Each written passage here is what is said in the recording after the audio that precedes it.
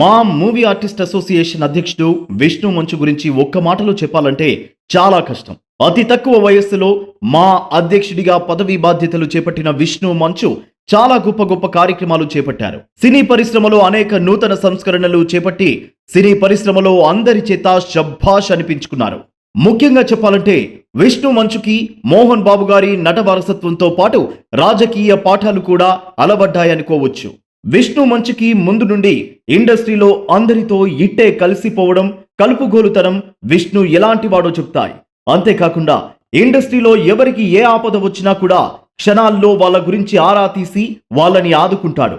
మా ఎలక్షన్స్ టైంలో కూడా ఇండస్ట్రీలోని పెద్దవాళ్ళంతా విష్ణుకి సపోర్ట్ చేశారంటే విష్ణు ఆ పదవికి ఎంత అర్హుడు అన్నది మనం అర్థం చేసుకోవచ్చు.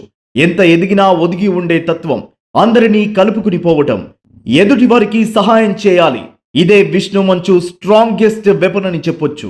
అంతేకాకుండా విష్ణు మంచు తన సొంత డబ్బులతో మా మూవీ ఆర్టిస్ట్ అసోసియేషన్ కి సొంత భవనం నిర్మిస్తుండడం తన గొప్ప మనసుకి తార్కాణంగా చెప్పుకోవచ్చు. అంతేకాదు విష్ణు మంచు తన స్టార్డమ్ పక్కన పెట్టి చిన్న పెద్ద నటీనటులు అని తేడా లేకుండా అందరినీ కలుస్తూ అందరితో కలిసిపోతాడు. ప్రతి ఒక్కరికి ఉపయోగపడే పనులే చేయాలని అనుకుంటాడు. కళాకారులను పిలిచి వాళ్ళ ఇబ్బందులు తెలుసుకుని మరీ సహాయం చేస్తూ ఉంటాడు. విష్ణు మంచు ఏదో ఒక విధంగా ఆర్థిక ఇబ్బందుల్లో ఉన్న చిన్న నటీనటులకు, మూవీ ఆఫర్లు రాని నటులకి సహాయం చేస్తూ ఉంటాడు. ఖాళీ సమయాల్లో కూడా కృష్ణనగర్కి వెళ్లి పరిశ్రమలో ఉన్న నటీనటులతో మాట్లాడి వాళ్ళ సమస్యలు తెలుసుకుంటాడు.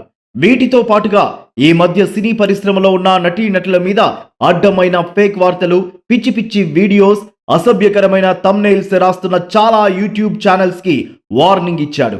అంతటితో ఆగకుండా ఆ యూట్యూబ్ ఛానల్స్ కి లీగల్ నోటీసులు కూడా పంపించి విష్ణు మంచు తన మార్క్ చూపించాడు.